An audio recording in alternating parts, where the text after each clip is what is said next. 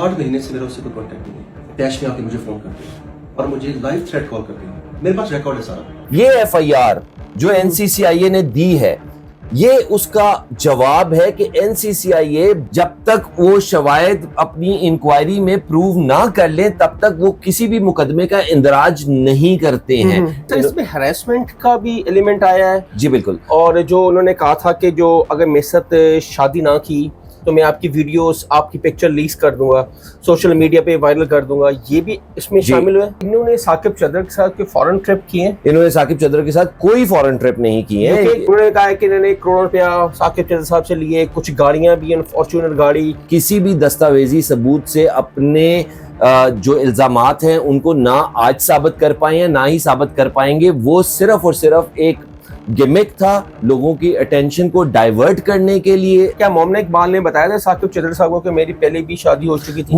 मोमना इकबाल की ना कभी शादी हुई है, ना कभी मंगनी हुई है, ना कभी डिवोर्स हुई है। ये फर्स्ट शादी है जी, हमजा के साथ पहली शादी है। झूठ का पलंदा ऐसा एक इख्तियार किया है इन्होंने। पूरे पाकिस्तान की किसी यूनियन काउंसिल में किसी जगह पे कोई भी शादी का ऐसा कोई रिकॉर्ड निकाल के सामने ले आए, कोई शख्स ले आए जो ये दावा करता हो कि मोमना इकबाल के साथ मेरी कभी कोई मंगनी रही या शादी रही। अस्सलाम वालेकुम, मेरा नाम हसन शहबाज है और आप देख रहे हैं डेली सोशल पाकिस्तान। नानिस सिटिंग एमपीए साकिब चद्दर के ऊपर एफआईआर दर्ज हो चुकी है और एनसीसीए ने उन पर पीका एक्ट लगाया है। इसके साथ साथ उनकी जो अहलिया है साकिब चद्दर की, उनके ऊपर भी एफआईआर दर्ज हो चुकी है। ये मोमना इकबाल केस असली है क्या? आज हम मौजूद हैं मोमना इकबाल के लॉयर अदनान खान साहब के साथ। उनसे पूछेंगे कि एफआईआर का मतन क्या है और किस वजह से ये एफआईआर हुई है। अस्सलाम वालेकुम सर। जी वालेकुम अस्सलाम। कैसे हैं सर? थैंक यू सर, सबसे पहले बताएं कि सिटिंग एमपीए साकिब चद्दर के ऊपर एक एफआईआर दर्ज हो चुकी है एनसीसीआई में, जिन्होंने आज अपनी अबूरी जमानत भी करवाई है।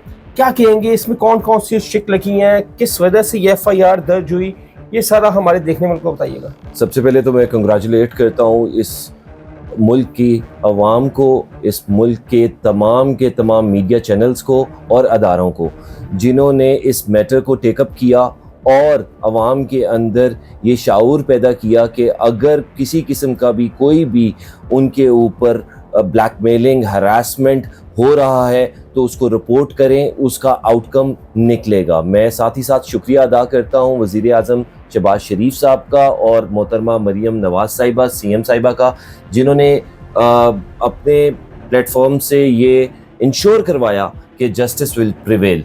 एफआईआर नंबर 117/26 मोरखा 4 को ये कल के रोज़ में दर्ज कर दी गई थी और इसके अंदर इन्होंने जो दफात लगाई हैं वो सेक्शन 3, 4, 21, 24 ऑफ द पीका लगाई हैं। साथ ही साथ इन्होंने 506 और 109 और 34 ऑफ पीपीसी लगाई है। एफआईआर के अंदर सर इसमें हैरेसमेंट का भी एलिमेंट आया है। जी बिल्कुल। और जो उन्होंने कहा था कि जो अगर मेरे साथ शादी ना की तो मैं आपकी वीडियोस, आपकी पिक्चर लीक कर दूंगा, सोशल मीडिया पे वायरल कर दूंगा, ये भी इसमें शामिल हुआ है। जी, वो जो 34 सेकंड की उन्होंने वीडियो जो कि एक मजमुआ था उनकी एक्चुअल पिक्चर्स का और फैब्रिकेटेड पिक्चर्स का, वो सेंड किया गया। वो इसी इंटेंशन से सेंड किया गया कि ब्लैकमेल किया जाए, शादी से रोका जाए। पास्ट के अंदर अगर साकिब चद्दर साहब ने किसी किस्म का कोई रिश्ता भेजा था या कोई ताल्लुक बनाने की कोशिश की थी तो इसका मतलब ये नहीं है कि वो ताल्लुक ज़बरदस्ती बनाया जाए।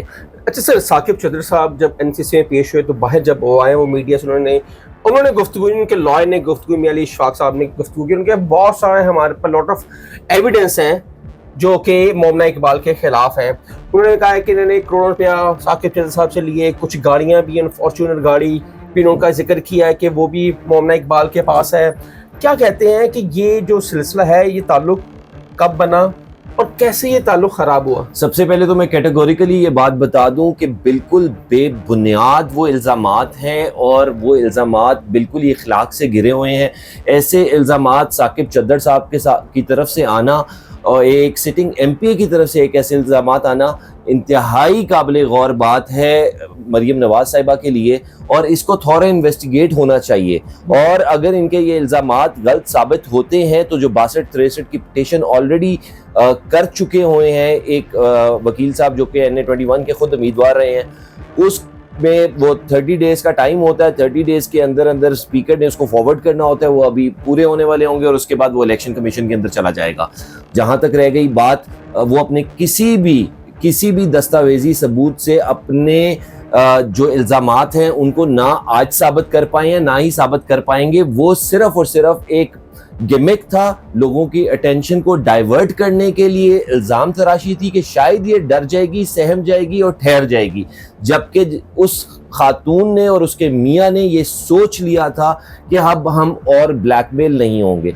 जहां तक फॉर्च्यूनर की आपने बात की, एक कैसी बेहुदा सी बात है, वो गाड़ी उसके अपने नाम के ऊपर रजिस्टर्ड है, वो गाड़ी उसकी अपनी जाती परचेज है, उनकी नहीं है। वो गाड़ी साकिब चद्दर के किसी भी हवाले से नहीं है। अच्छा, इन्होंने साकिब चद्दर के साथ कोई फॉरेन ट्रिप किए हैं? इन्होंने साकिब चद्दर के साथ कोई फॉरेन ट्रिप नहीं की है। यूके गई हैं? नहीं जी, इनकी जिंदगी का कोई यूके का ट्रिप नहीं है। इनकी जिंदगी के टोटल 4 ट्रिप वो कहते हैं कि यूके जाती हैं और मेरे जहाँ पे मैं रहता हूँ वहाँ ठहरती हैं, इसमें कुछ है? इस बात में बिल्कुल भी कोई सदाकत नहीं है। इल्जाम तराशी जितनी मर्जी गई है मोमना इकबाल यूके? जी, उनका पासपोर्ट अवेलेबल है, उनका FIA से रिकॉर्ड निकलवा लिया जाए। अगर उनको किसी किस्म का भी कोई भी उनके कोलोफेल में तजाद हो तो उनको पब्लिक के सामने लाके पेश किया जाए, कटघरे में खड़ा किया जाए। अच्छा, जो FIA पासपोर्ट पे जो सर है उनकी जो कौन कौन से ट्रिप किए हैं, वो कौन कौन से ट्रिप किए हैं, कौन कौन से मुल्क गए हैं वो? जहां तक मेरे इल्म में है, उनका सिर्फ दुबई का दो अदर ट्रिप है, एक मलेशिया का ट्रिप है और एक सऊदी अरेबिया का। 2 दिन 3 दिन के अपने शूट के लिए गई हैं जी। वो एक या 2 दिन का ट्रिप है और वो ये बड़ी बिजी खातून है, ये पाकिस्तान की हाईली पेड खातून है और ये अपनी पर्सनल इतनी सारी एंगेजमेंट्स में पाकिस्तान में ही बिजी हैं। आज तक स्पॉटलेस कैरियर है इनका। अच्छा सर, मुझे बताएं कि ये साकिब चद्दर से फर्स्ट इनकी मीटिंग जब इनके ताल्लुक बने और दोस्ती में कन्वर्ट हुई, ये कब ताल्लुक बना उनका? ये जी देखें, जब भी आप किसी को जानते हैं तभी आप उसको प्रपोज करते हैं, ठीक है।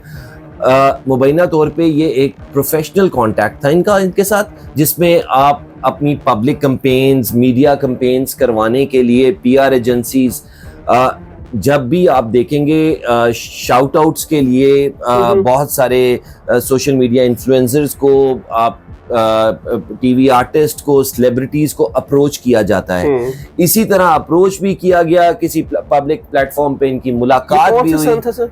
ये गालिबन 2022 जी, गालिबन 2022 या 20? नहीं 20 में कोई हकीकत नहीं है। 2022 के सन 2022 में जोन सा है इनका प्रपोजल आया। उसके बाद जोन सा है 2023 में जोन सा है इन्होंने दोबारा से उसको करने की कोशिश की। जो FIR है उसको भी अगर आप देखें तो इसके अंदर इसकी जो सुमेरा साहिबा हैं, बीबी सुमेरा, जो इनकी दूसरी अहलिया हैं, इनकी 2 शादियां हैं, 4 के 5 इनके बच्चे हैं और जो इनकी अहलिया हैं सुमेरा। अच्छा सर, यहाँ से ठहर जाए, जब इनकी 2 शादियां थी, जब प्रपोज किया शादी के लिए, तो क्या मोमना इकबाल को पता था कि साकिब चद्दर की ऑलरेडी 2 शादियां हैं? आप बड़ी जबरदस्त बात है, साकिब चद्दर साहब ने अपने एक TV इंटरव्यू में कहा है कि मैं अपनी शादियों के बारे में किसी को नहीं बताता होता। अच्छा, अब क्योंकि मेरी शादियों के बारे में पता लग गया है, और ये पुराना इंटरव्यू है, ये गालिबन आज से कोई 6 महीने साल पुराना इंटरव्यू है। उन्होंने कहा क्योंकि अब लोगों को पता लग गया तो मैं बता रहा हूँ। क्या मोमना इकबाल ने बताया था साकिब चद्दर साहब को कि मेरी पहले भी शादी हो चुकी थी? मोमना इकबाल की ना कभी शादी हुई है, ना कभी मंगनी हुई है, ना कभी डिवोर्स हुई है। ये फर्स्ट शादी है जी, हमजा के साथ पहली शादी है। झूठ का पलंदा ऐसा एक इख्तियार किया है इन्होंने कि public media attention all together case का रुख मोड़ दिया जाए। जो सोशल मीडिया में चल रही है, इनकी एक वीडियो चल रही है जिसमें कह रही है मेरी फर्स्ट शादी हुई, मुझे डिवोर्स हो गई, वो किसी ड्रामे का हिस्सा होगा। अच्छा, वो ड्रामे का हिस्सा है? जी, वो किसी ड्रामे का हिस्सा है। अच्छा, ये मोमना इकबाल की जो रिसेंट शादी है, फर्स्ट शादी है जी, इनकी पहली शादी है। नादरा रिकॉर्ड से वेरीफाई किया जा सकता है। पूरे पाकिस्तान की किसी यूनियन काउंसिल में किसी जगह पे कोई भी शादी का ऐसा कोई रिकॉर्ड निकाल के सामने ले आए, कोई शख्स ले आए जो ये दावा करता हो कि मोमना इकबाल के साथ मेरी कभी कोई मंगनी रही या शादी रही। अच्छा सर, मुझे बताएं, एक वीडियो आई थी साकिब चद्दर साहब की, अपना एक बयान आया था उनका कुछ मिनट्स का। उन्होंने कहा था कि मेरी 8 माह से मैं ला ताल्लुक हूँ, ना मैंने कभी कॉल की है मोमना इकबाल को, ना कभी आप मेरा रिकॉर्ड उठा लें। लेकिन उधर से जो हमजा इनके शौहर हैं, उनकी मुझे कॉल आई, मुझे थ्रेड्स है, मुझे जान की धमकी का भी फ़ोन आया। उनकी वालदा ने फिर मुझसे माजरत की, शायद आपकी नज़र भी वो वीडियो गुजरी होगी। जी जी जी बिल्कुल। क्या कहेंगे हसन शहबाज भाई, आपकी इस बात का जवाब मैं बड़ी खूबसूरती से देना चाहूँगा। आपने फरमाया कि उन्होंने दावा किया है अपने एक इंटरव्यू में कि मैंने 10-12 महीने से रब्ता ना किया है, मजीद ये कि मुझे हमजा ने कॉल की, मजीद ये कि मुझे उनकी वालदा ने धमकियां दी। या ये FIR जो NCCIA ने दी है, ये उसका जवाब है कि NCCIA बहुत सेंसिटिवली मैटर को आगे लेके चलता है, इन्वेस्टिगेट करता है। NCCIA जब तक वो शवायद अपनी इंक्वायरी में प्रूव ना कर लें तब तक वो किसी भी मुकदमे का इंदराज नहीं करते हैं। टेक्निकल एनालिसिस होता है, फॉरेंसिक एनालिसिस होता है, और उसके बाद मोमना शायद मंजर पे ना आती।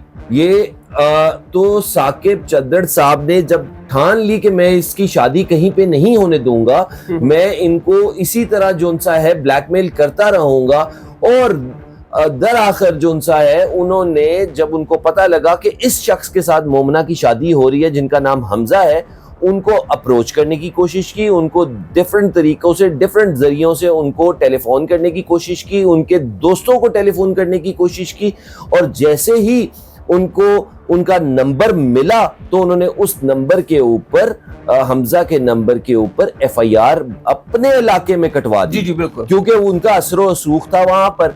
जबकि लोग इस बात को अभी तक जोन सा है भूल रहे हैं कि 13 तारीख को हमजा ऑलरेडी एक FIR की दरखास्त बराए इंदराज मुकदमा दरख्शां थाने कराची में दाखिल करा चुका हुआ था।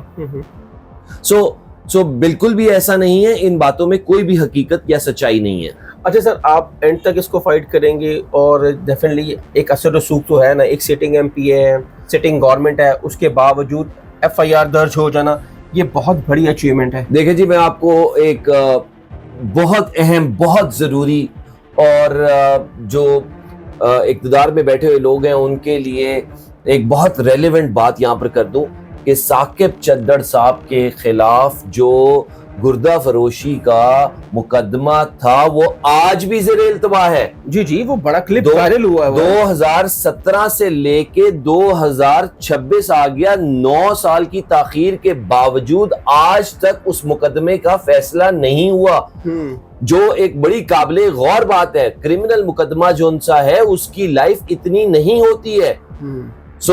साकिब चद्दड़ साहब को इस चीज पे सोचना चाहिए कि सबसे पहले आके वो मोमना, उसके खानदान, उसके हस्बैंड, उसकी बहन जिसके ऊपर गलीज इल्जामात लगाए गए हैं, उनसे माफी मांगे, अवाम से माफी मांगे जिसके वोटों पे आए हैं, और अपने उस मुकदमे की पैरवी करें, और इस मुकदमे की भी जो सी है पैरवी करें। तो और नुमाइंदा अवाम, उनका माफी मांगना जो सा है एक बड़ा अच्छा अमल होगा।